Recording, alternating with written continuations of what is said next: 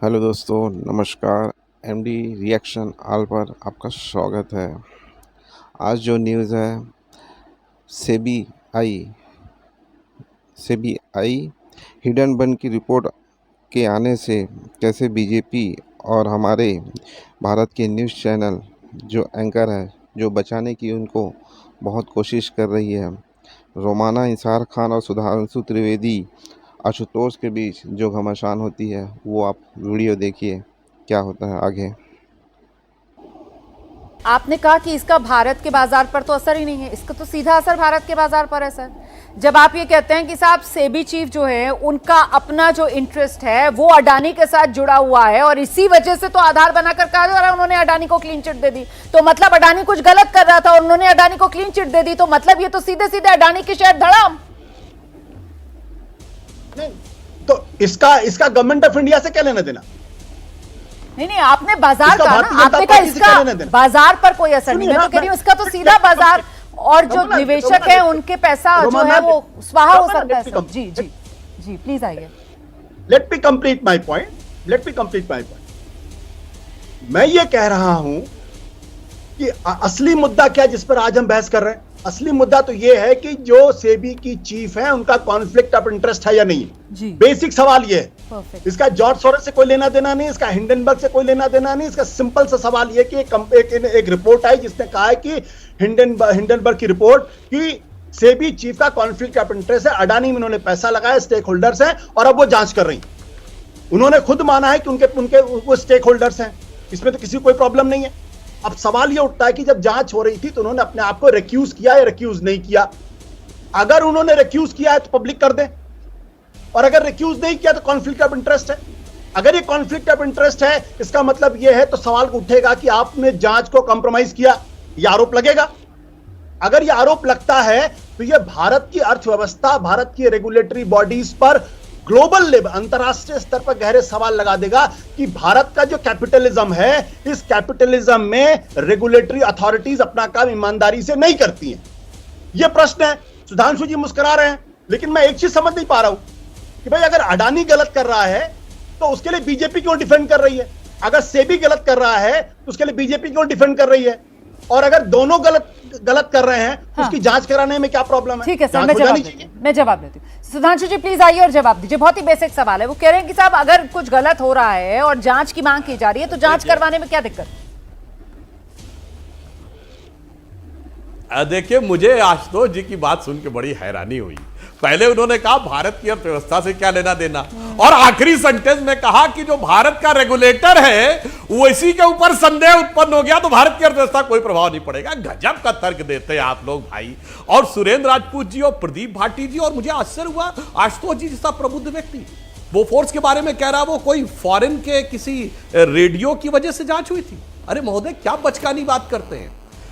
राजीव गांधी सरकार की finance ministry ने एक एजेंसी हायर की थी, फेयरफैक्स, जिसने बोफोर्स के घोटाले की जान दिया था, और राजीव गांधी के फाइनेंस मिनिस्टर विश्वनाथ प्रताप सिंह ने उठाया था, जो बाद में जाके मुख्यमंत्री बने। बचकानेपन की, हैरानी की बात की हद है कि फाइनेंस मिनिस्टर खुद आके कह रहा है कि सरकार में घोटाला हुआ। वो कह रहे वो एक बाहर छपी थी इसलिए। और आज भी मैं ये बात कहना चाहता हूं, और मेरी बात देखिए, परेशान ना होइए सर, अभी और भी फैक्ट्स आ रहे हैं, परेशान ना होइए आशुतोष जी।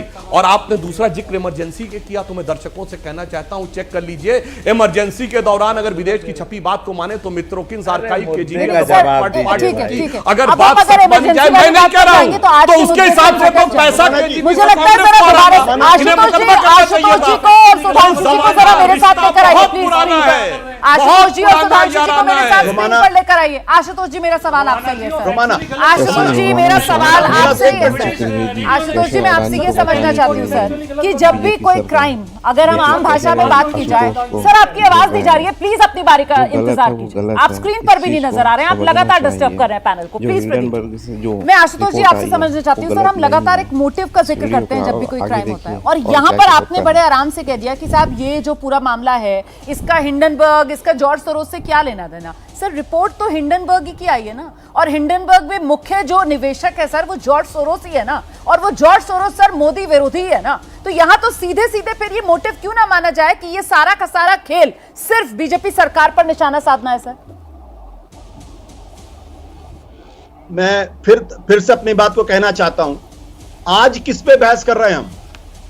आज इस पे बहस कर रहे हैं कि सेबी की चीफ के ऊपर यह आरोप लगा है अर्थव्यवस्था पे कि आप उस मामले की जांच कर रही हैं जिसमें आपने खुद पैसा लगाया। ये खुलासा तो हिंडनबर्ग रिपोर्ट ने किया ना। Romana let me complete. Sudhanshu Trivedi ji इस बात का जवाब नहीं दे रहे हैं।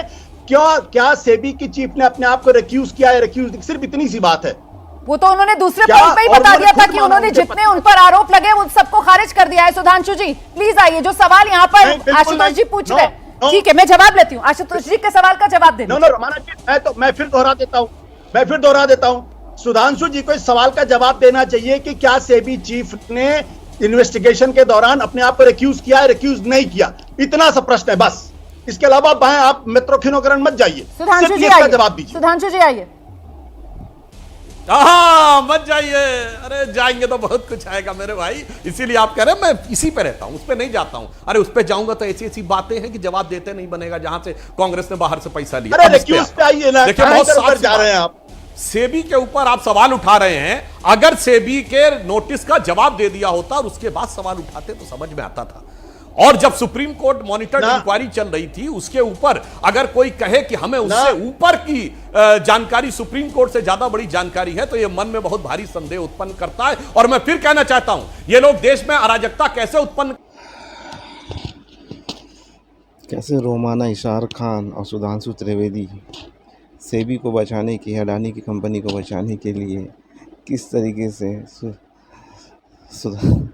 ये बोलने वाली बात नहीं है। आप वीडियो देख के खुद समझ गए हैं कि किस तरीके से बचाया जा रहा है। जो गलत है, जो सही है उसको सही बोला जाए, जो गलत है उसे गलत बोला जाए। जो हिंडनबर्ग वर्ग का जो रिपोर्ट आया वो गलत नहीं है।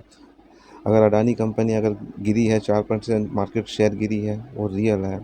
इस चीज़ को गलत कहें और सही को सही कहें। आपको ओरिजिनल वीडियो इसकी देखनी है तो इसकी लिंक मैंने डिस्क्रिप्शन में दिया हुआ है, आप जाके उसे चेकआउट कर सकते हैं। और हाँ, चैनल को आप सब्सक्राइब और कमेंट और लाइक ज़रूर कीजिएगा। आपका धन्यवाद बहुत बहुत। यह वीडियो मैंने एबीपी न्यूज़ चैनल से उठाई है। अगर आपको यह वीडियो ओरिजिनल देखनी है तो लिंक मैंने डिस्क्रिप्शन में दिया हुआ है, आप जाके देख सकते हैं उन्हें। धन्यवाद।